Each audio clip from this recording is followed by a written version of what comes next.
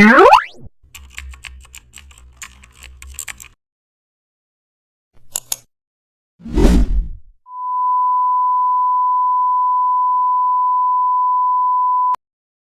back to the channel and don't forget to like, share and subscribe for more updates.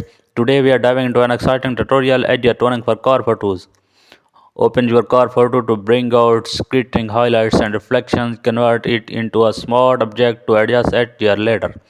Enter the HDR toning to enhance dynamic range and also increase detail to emphasize metal and paint textures, to lower highlights to balance reflections.